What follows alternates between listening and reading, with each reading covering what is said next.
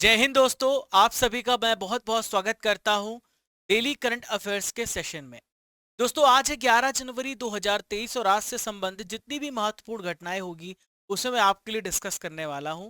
मैं हूं आप सभी का राजा गुप्ता, जो बाइलिंगुअल हिंदी और इंग्लिश दोनों माध्यम में आपको डेली करंट अफेयर्स पढ़ाता हूं।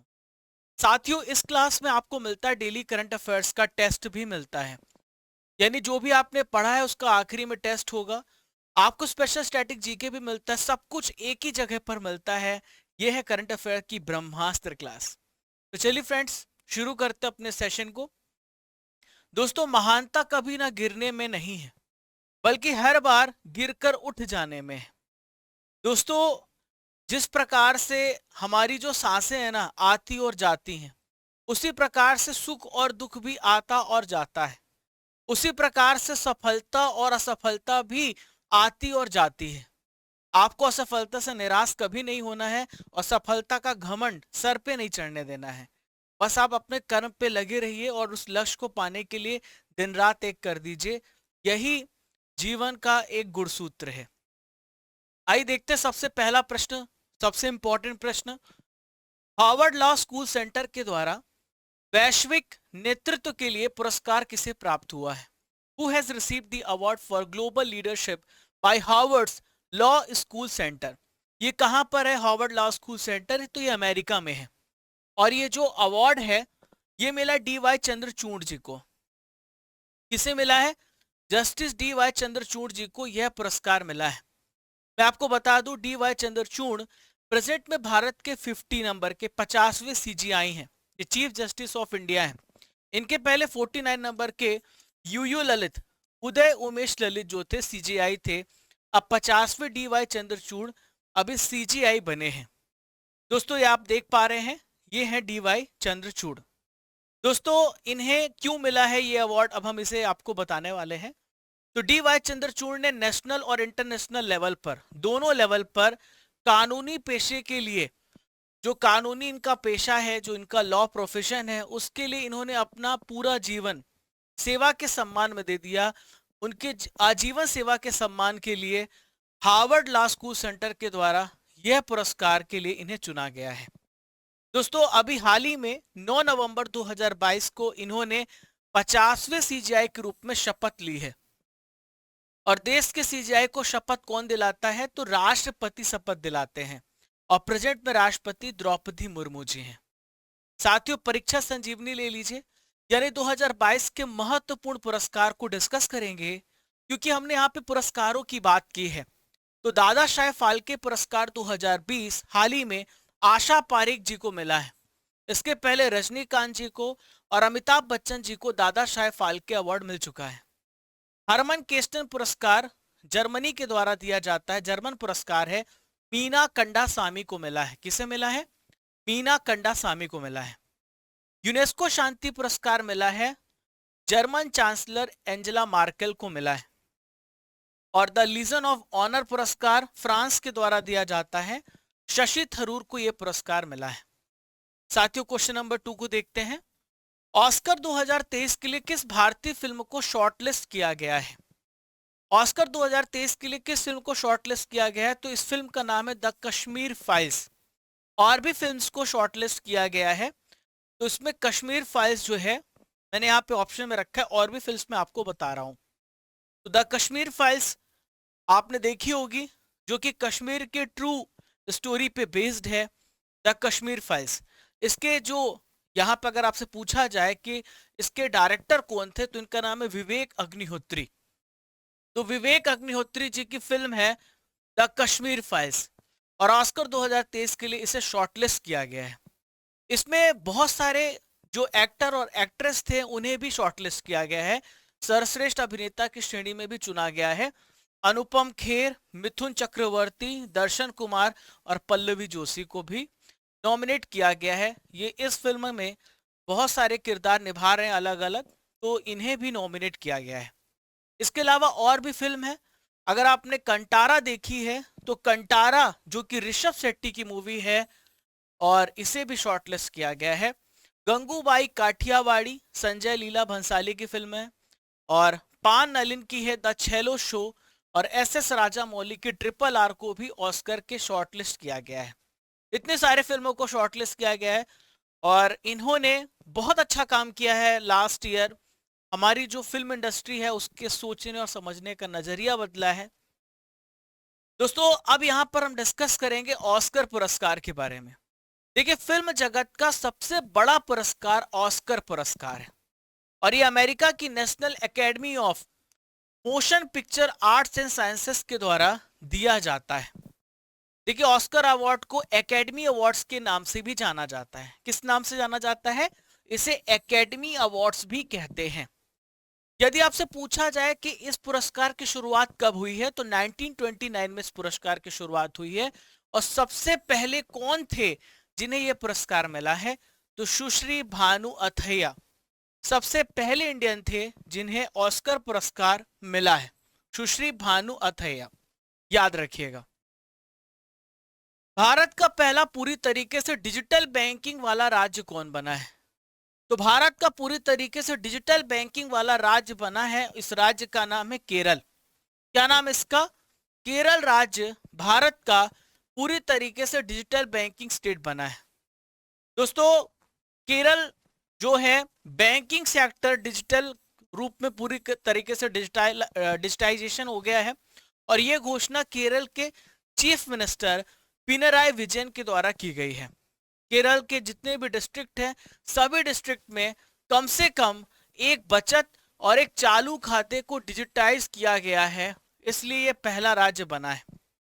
यदि आपसे पूछा जाए कि केरल का सबसे पहला जिला कौन सा था जो पूरी तरीके से फुल डिजिटल बैंकिंग को इंप्लीमेंट किया, तो यह सबसे पहला जो जिला था वो था त्रिशूर। साल 2021 में पूर्ण डिजिटल बैंकिंग लागू करने वाला पहला डिस्ट्रिक्ट बना है। दोस्तों, यहां पे केरल की बात की है तो केरल राज्य से रिलेटेड करंट अफेयर्स को यहां पर हम डिस्कस करेंगे। तो मैंने आपको परसों ही पढ़ाया था, मैंने बताया था कि दुनिया का ताड़ के पत्तों का सबसे पहला पांडुलिपि संग्रहालय, या आप कह सकते हैं first palm leaf manuscript, Kerala की कैपिटल तिरुवनंतपुरम में खोला गया है। केरल के चीफ मिनिस्टर हाल ही में केरल के कन्नूर में भारतीय पुस्तकालय कांग्रेस का उद्घाटन किया है कलेक्ट्रेट ग्राउंड में। यह भी हमने करंट अफेयर्स को पढ़ा था, मैं रिवाइज करा रहा हूं। साथियों, मेरे पास 10 जनवरी 2023 के रिजल्ट हैं और टॉपर हैं शिवांगी चौधरी, अमीशा छीपा, शक्तिजीत तिवारी, MJ फजल और देवांश कुमार शुक्ला। आशा करता हूं कि हमारा जो इनिशिएटिव है आपको पसंद आ रहा होगा। हर तरफ से हम कोशिश कर रहे हैं कि आपको ज्यादा से ज्यादा जो करंट अफेयर्स की क्वालिटी है उसे बरकरार रखें और ज्यादा से ज्यादा स्टैटिक जीके दे पाए, एग्जाम ओरिएंटेड क्लास चला पाए। साथियों, यदि आप इसकी PDF डाउनलोड करना चाहते हैं तो पूरी सीक्वेंस में आपको हर दिन की PDF हमारे CGT एप्लीकेशन पर मिल जाती है। जैसे CGT एप्लीकेशन को डाउनलोड करते हैं, गूगल प्ले स्टोर से सर्च कर लीजिए, लिंक डिस्क्रिप्शन बॉक्स में दिया उसे क्लिक कर लीजिए, इस प्रकार से इंटरफेस खुल जाएगा। वीडियो, PDF, क्विज, आप तीनों चीजों को डाउनलोड कर सकते हैं। चलिए, किस देश में ब्रिटिश भारतीय सेना का नया स्मारक बनाया जाएगा? तो किस देश में ब्रिटिश भारतीय सेना का नया स्मारक बनाया जाएगा? तो ये जो देश है, याद रखिएगा, ये है स्कॉटलैंड। कौन सा देश है ये? ये है स्कॉटलैंड। तो स्कॉटलैंड में बनाया जाएगा भारतीय सेना का नया स्मारक। बहुत अच्छा क्वेश्चन है, पूछा जा सकता है। कुछ इस प्रकार से स्मारक यहाँ पे बनाया जाएगा। अब सवाल उठता है कि स्कॉटलैंड में क्यों बनाया जा रहा है? आप सभी को पता होगा कि ब्रिटिश के अधीन था हमारा भारत और उस समय हमारे जो भारतीय थे ब्रिटिश के लिए लड़ाई लड़ते थे।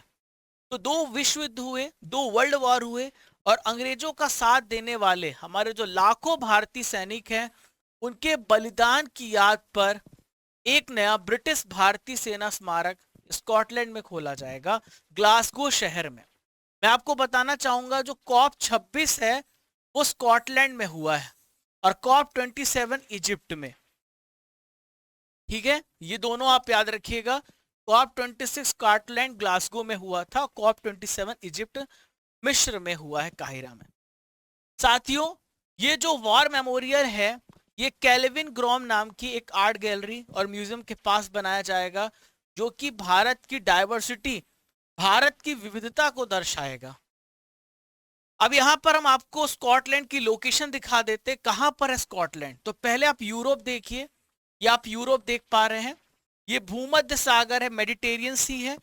यूरोप और ये जो आपका अफ्रीका कॉन्टिनेंट है, भूमध्य सागर से अलग करता है। ये ब्लैक सी है टर्की के साथ, और यहाँ पे रशिया की भी बाउंड्री टर्की के साथ लगती है और ब्लैक सी के साथ लगती है। यहाँ पर देखिए बाल्टिक सी है, और यहाँ देखिए आप, ये है स्कॉटलैंड, आप देख पा रहे हैं स्कॉटलैंड है, और ये है इंग्लिश चैनल, इसके साउथ में है इंग्लैंड, इंग्लैंड के ऊपर है स्कॉटलैंड। आपने लोकेशन को देख लिया। यहाँ पे स्ट्रेट ऑफ जिब्राल्टर है, स्ट्रेट ऑफ जिब्राल्टर है, ये है रेड सी।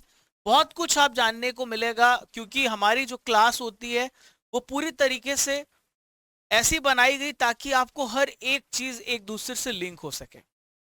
साथियों, स्कॉटलैंड के बारे में मैं आपको बता दूं, उसकी कैपिटल है एडिनबर्ग, इसके फर्स्ट प्राइम मिनिस्टर है निकोला स्टर्जन, और यहाँ पे जो करेंसी का इस्तेमाल होता है, पाउंड स्टर्लिंग करेंसी का इस्तेमाल किया जाता है। आज की हमारी नॉलेज की फैक्ट्री में भारतीय बोर्ड, समिति, प्राधिकरण और उसके अध्यक्ष के बारे में जानने वाले हैं। सबसे पहले रेलवे बोर्ड के अध्यक्ष और सीईओ के बारे में जानेंगे। हाल ही में अनिल कुमार लाहोटी बने हैं, ठीक है। सेबी के प्रेजेंट में अध्यक्ष हैं माधवीपुरी बूच। केंद्रीय फिल्म प्रमाणन board, central board of film certification, Prasoon Joshi हैं, जो उत्तराखंड के हाल ही में ब्रांड एम्बेसडर भी बनाए गए हैं। क्लियर? स्क्रीनशॉट आप ले सकते हैं, आपको पीडीएफ हमारे एप्लीकेशन पर मिल भी जाएगी। दोस्तों, इसके अलावा UIDAI, जिसे हम बोलते हैं unique identification authority of India, Saurabh Garg इसके सीईओ हैं। भारत के रजिस्ट्रार जनरल और सेंसस कमिश्नर ऑफ इंडिया है विवेक जोशी। अधीर रंजन चौधरी की बात करें तो ये पब्लिक अकाउंट्स कमेटी PAC के चेयरमैन है। कौन है? अधीर रंजन चौधरी। एक नंबर आपका यहां से भी पक्का है। चलिए आगे बढ़ता हूं। भारत ने किस देश में लिथियम और तांबे की खदानों की खोज की है? तो भारत ने कहां पर लिथियम और तांबे की खदानों की खोज की है? अर्जेंटीना में इसकी खोज की है। अर्जेंटीना दक्षिण अमेरिका महाद्वीप में एक देश है, ठीक है। अभी अर्जेंटीना ने ही किसका वर्ल्ड कप जीता? फीफा वर्ल्ड कप जीता है, अर्जेंटीना ने जीता ना, मैंने आपको बताया था। तो साथियों, ये आप देख पा रहे हैं, तो भारत ने अर्जेंटीना में ये लिथियम की खोज की है। इसका क्या फायदा मिलेगा भारत को, वो भी मैं आपको बताने वाला हूं, ठीक है। यहाँ पे 2 लिथियम की खान और एक तांबे की खान, दोनों की खोज की है। एक कॉपर माइन की खोज की है अर्जेंटीना में भारत ने। दोस्तों, केंद्र सरकार ने अर्जेंटीना में जो संभावित लिथियम डिपॉजिट है उसका एनालिसिस किया। पिछले साल नवंबर में 3 भूवैज्ञानिकों की एक टीम इसमें भेजी थी। अब ये जो लिथियम है, मैं आपको लिथियम के बारे में बता दूं, लिथियम का यूज कहाँ होता है। तो लिथियम एक रिचार्जेबल बैटरी है। ये रिचार्जेबल बैटरी कहाँ पे लगती है? तो आपके इलेक्ट्रिकल व्हीकल्स में लगती है, आपके लैपटॉप में लगती है, आप अपने मोबाइल फोन में देखिए तो कितना इंपॉर्टेंट है लिथियम। अगर भारत को मेक इन इंडिया और आत्मनिर्भर बनना है तो भारत के पास खुद का लिथियम का बहुत बड़ा भंडार होना चाहिए। तो लिथियम इसलिए बहुत इंपॉर्टेंट हो जाता है। तो रिचार्जेबल बैटरियों में इस्तेमाल किया जाता है लिथियम। प्रेजेंट में यदि आपसे पूछा जाए कि कौन सा कंट्री है जो लिथियम में नंबर 1 है उत्पादन में, तो वो है ऑस्ट्रेलिया।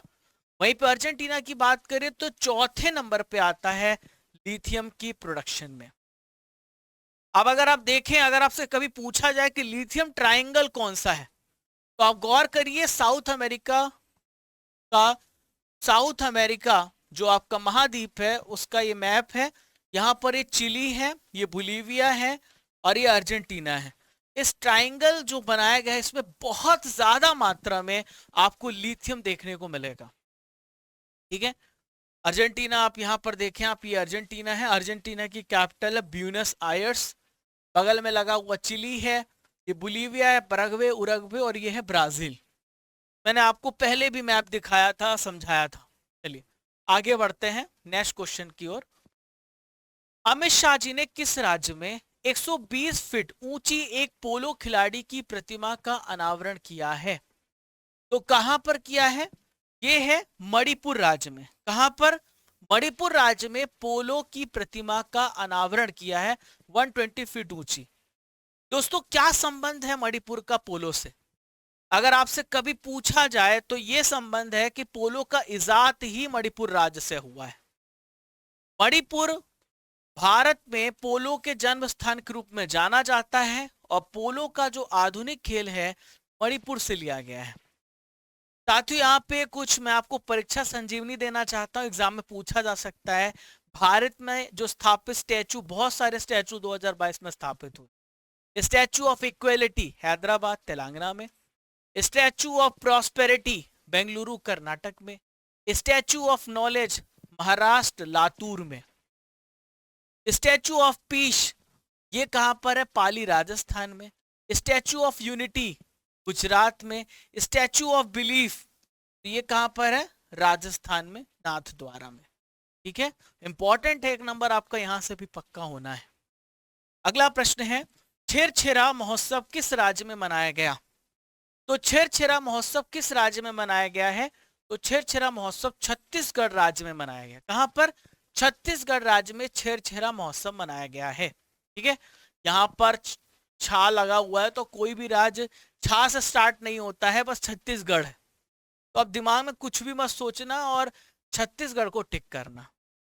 तो इस प्रकार से छेरछेरा महोत्सव मनाया जाता है। मैं यहाँ पर आपको दिखा दूं, आपको देखने में बड़ा इंटरेस्टिंग लगेगा।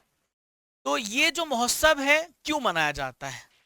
तो जो खेती के बाद फसल जो है जब किसान अपने घर लेके जाता है तो उस हैप्पीनेस को जाहिर करता है। तो उस मेहनत, उस फसल जो अपने घर तक लेके गया है उसकी खुशी का जश्न मनाने के लिए ये छेरछेरा महोत्सव मनाया जाता है छत्तीसगढ़ राज्य में। कुछ अन्य महोत्सव है छत्तीसगढ़ राज्य में, जैसे बस्तर लोकोत्सव, बस्तर दशहरा, गुंचा महोत्सव, भोरम देव महोत्सव, मड़ई महोत्सव और चंपारण मेला। इंपॉर्टेंट है, इन सभी का संबंध किससे है? वो है छत्तीसगढ़ राज्य से। चलिए, विश्व हिंदी दिवस कब मनाया गया? When Hindi day is celebrated, world Hindi day celebrated. तो विश्व हिंदी दिवस मनाया जाता है 10 जनवरी को। 9 जनवरी को मनाया जाता है भारतीय प्रवासी दिवस। भारतीय प्रवासी दिवस मनाया जाता है 9 जनवरी को। 1 जनवरी को इंटरनेशनल फैमिली डे, अंतरराष्ट्रीय परिवार दिवस मनाया जाता है। और 4 जनवरी को लुइस ब्रेल डे मनाया जाता है, वर्ल्ड ब्रेल डे। ठीक है, वर्ल्ड ब्रेल डे मनाया जाता है 4 जनवरी को। क्लियर? सारे महत्वपूर्ण हैं, मैंने आपको बताया। अब आइए समझते हैं विश्व हिंदी दिवस की इंपॉर्टेंस को। तो हिंदी जो हमारी भाषा है, इसको पूरी दुनिया में एक अलग इंपॉर्टेंस मिले, एक पहचान मिले, इसके प्रति दुनिया भर में जागरूकता फैले, इसलिए मनाया जाता है। तो हिंदी भाषा के बारे में जागरूकता बढ़ाने के लिए ये दिवस मनाया जाता है। इसकी थीम याद रखिएगा, making Hindi the language of public opinion without forgetting the importance of their mother tongue. अगर आपसे पूछा जाए कि सबसे पहला विश्व हिंदी सम्मेलन कहां पर हुआ था, तो नागपुर में हुआ था, 1975 में हुआ था। क्लियर? साथियों, 2006 से हम विश्व हिंदी दिवस मना रहे हैं। कब से? 2006 से। एक और दिवस आपको याद रखना है, राष्ट्रीय हिंदी दिवस। कब मनाया जाता है? 14 सितंबर को मनाया जाता है राष्ट्रीय हिंदी दिवस। क्लियर? साथियों, यदि आपसे पूछा जाए कि 14 सितंबर को राष्ट्रीय हिंदी दिवस क्यों मनाते हैं, क्योंकि हमारी कॉन्स्टिट्यूएंट असेंबली 14 सितंबर 1949 को भारत की आधिकारिक भाषा का दर्जा हिंदी को मिला था, इसलिए राष्ट्रीय हिंदी दिवस 14 सितंबर को मनाया जाता है। हिंदी भारत की राजभाषा है, ऑफिशियल लैंग्वेज है, और दूसरी अन्य जो भाषा है राजभाषा वो है अंग्रेजी।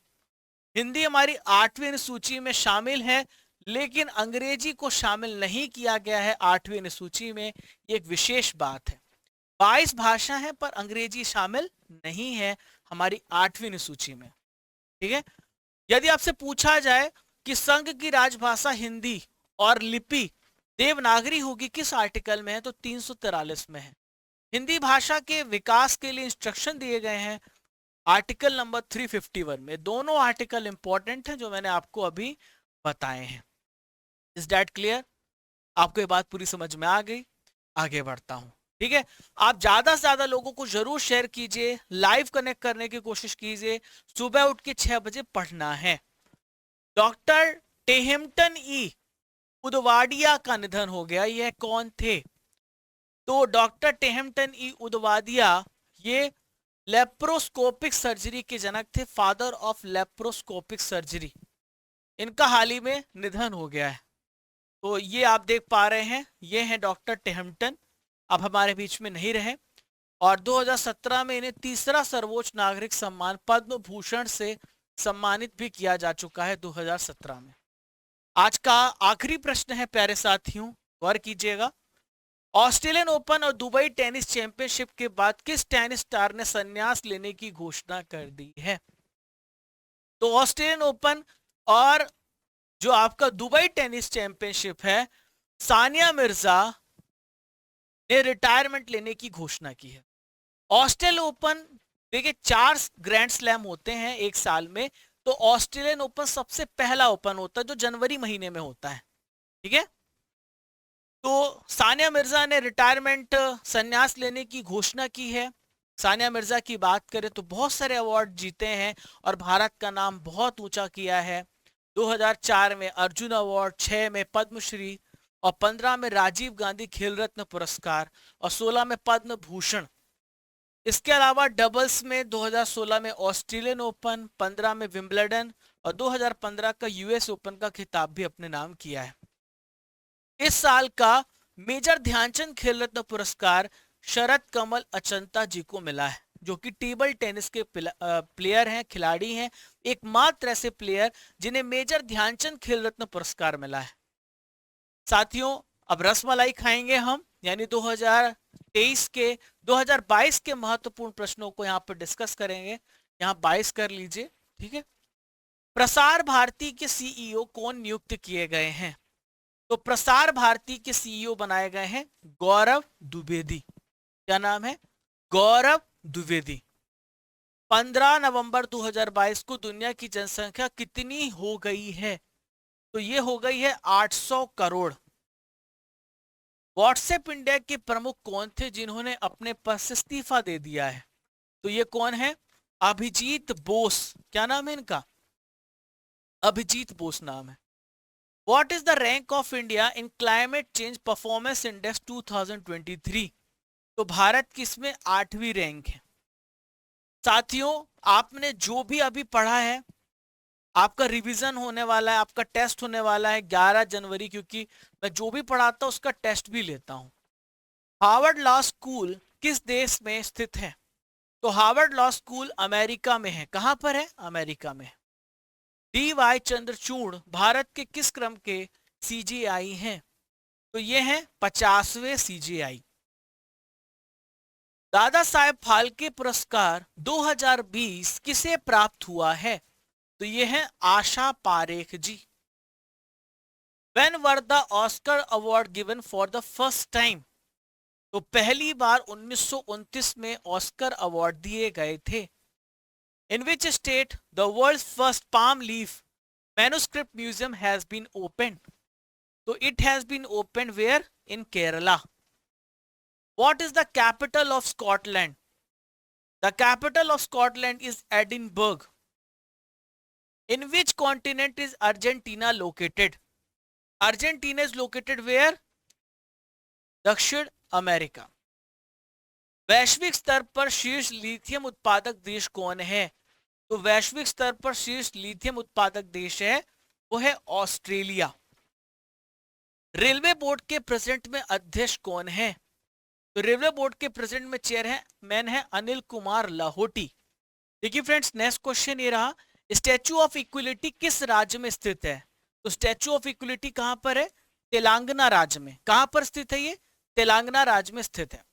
दोस्तों, अब हम 10 जनवरी 2023 के महत्वपूर्ण करंट अफेयर्स का रिवीजन करने वाले हैं, जो कल आपने पढ़ा है उसका टेस्ट होगा। In which state the international kite festival है स्टार्टेड? तो इंटरनेशनल काइट फेस्टिवल गुजरात राज्य में स्टार्ट किया गया है। महाराष्ट्र ओपन टेनिस टूर्नामेंट का खिताब किसने जीता है? तो इसे किसने जीता है? टेलॉन ब्रिक्सपुर ने जीता है। यूपी में यूपी ग्लोबल सिटी अभियान शुरू किया गया, कितने दिनों का यह अभियान होगा? तो यह अभियान कितने दिनों का होगा? 100 दिनों का। Kevin McCarthy has been elected as the speaker of House of representative of which country? तो अमेरिका के अभी हाल ही में क्या चुने गए हैं? हाउस ऑफ रिप्रेजेंटेटिव अध्यक्ष चुने गए हैं। केंद्र सरकार ने लद्दाख की अनूठी संस्कृति की रक्षा के उपायों पर चर्चा करने के लिए एक समिति का गठन किया। इसके अध्यक्ष कौन है? इसके अध्यक्ष Nityanand Rai. Who has won the Platinum Award in the Digital Empowerment of Citizens category at the Digital India Award 2022? तो ई नाम ने इस अवार्ड को जीता है। By which year country's first coal gasification based soil fertilizer plant will start? 2024 तक ही start कर दिया जाए। जियान लूका वियाली का निधन हो गया, वह किस खेल से जुड़े थे? तो इनका संबंध फुटबॉल से था। किसने अपनी नई पुस्तक revolutionaries the other story of how India won it's freedom का विमोचन किया है? तो ये पुस्तक जो है संजीव सन्याल के द्वारा विमोचित की गई। बीसीसीआई चयन समिति के हाल ही में अध्यक्ष कौन बने हैं? तो ये है चेतन शर्मा जी। कौन है? चेतन शर्मा जी। दोस्तों, पहचानो कौन की सीरीज में कल अजंता केव्स था, जो मैंने पिक्चर आपको दिया था। चंदा डांगी ने बहुत अच्छा आंसर लिखा हुआ है, 5 लाइन्स लिखे मैंने, पिक किया यहाँ पर। और ज्ञानेंद्र ने भी बहुत ज्यादा जानकारी प्रदान की है, आप देख सकते हैं, आप स्क्रीनशॉट ले सकते हैं। अब मैं इसे पढ़ने नहीं जाऊंगा क्योंकि मुझे बहुत सारा भी आपको पढ़ाना बाकी है। आज के पहचानो कौन सीरीज में आपको बताना है ये कौन व्यक्ति हैं और इनकी क्या अचीवमेंट रही हैं 5 लाइन्स में। चलिए दोस्तों, स्टैटिक जीके का पिटारा खुल गया है और आज के पिटारे में हम क्या पढ़ने वाले हैं? जो इंपॉर्टेंट एक्ट्स थे हमारे कॉन्स्टिट्यूशन में स्टार्ट किए गए उसे हम पढ़ने वाले हैं। भीमराव अंबेडकर और महात्मा गांधी के मध्य सन 1932 में हस्ताक्षरित पुनः समझौता में प्रावधान था। उसमें क्या प्रावधान था आप देख लीजिए, मैं पूरा तो नहीं पढ़ सकता, बहुत यहाँ पे सेंटेंस आप पढ़ लीजिए। तो ये है, निम्न वर्गों के लिए आरक्षण सहित संयुक्त निर्वाचन क्षेत्र। By which of the following act the Governor General of India was given power to issue ordinance? अध्यादेश पारित करने की शक्ति किस एक्ट के द्वारा मिली थी? भारतीय परिषद अधिनियम 1861 के तहत। रेगुलेटिंग एक्ट किस वर्ष पारित किया गया था? तो रेगुलेटिंग एक्ट 1773 में पारित किया गया था। भारत के गवर्नर जनरल को किस एक्ट के द्वारा अपनी समिति के निर्णय को अस्वीकार करने का अधिकार मिला था?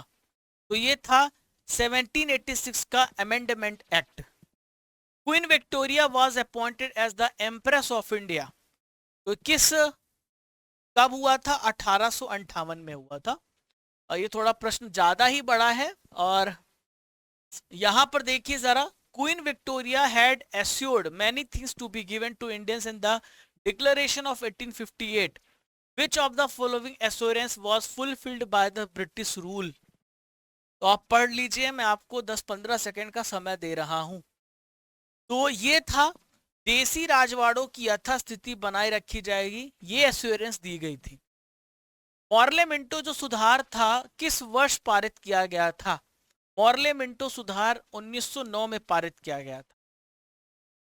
मुसलमानों के लिए अतिरिक्त निर्वाचन मंडल प्रारंभ किया गया कौन से एक्ट के द्वारा? तो ये था मॉर्लेमेंटो 1909। 1909 के इंडियन काउंसिल एक्ट में किस बात की व्यवस्था की गई थी? वैध शासन, सांप्रदायिक प्रतिनिधित्व, संघीय व्यवस्था, प्रांतीय व्यवस्था। तो ये थी सांप्रदायिक प्रतिनिधित्व। मॉन्टेगू चेम्सफोर्ड सुधार में प्रावधानों का सार क्या था? तो मॉन्टेगू चेम्सफोर्ड रिफॉर्म में जो प्रावधानों का सार था, प्रांतों में दोहरा शासन था। The cabinet mission of 1946 was constituted of 3 ministers. Who among the following not its member? इसमें कौन सा सदस्य कैबिनेट मिशन में नहीं था? लॉर्ड एमरी नहीं थे, लॉर्ड पैंथिक, एवी अलेक्जेंडर, सर स्टेफोर्ड क्रिप्स थे। कैबिनेट मिशन योजना के विषय में कौन सा सही नहीं है? तो उसमें कौन सा सही नहीं है? पाकिस्तान की स्वीकृति। भारत को 1947 में सार्वभौम सत्ता सौंपने की योजना निम्न में से किस योजना के तहत जानी जाती है?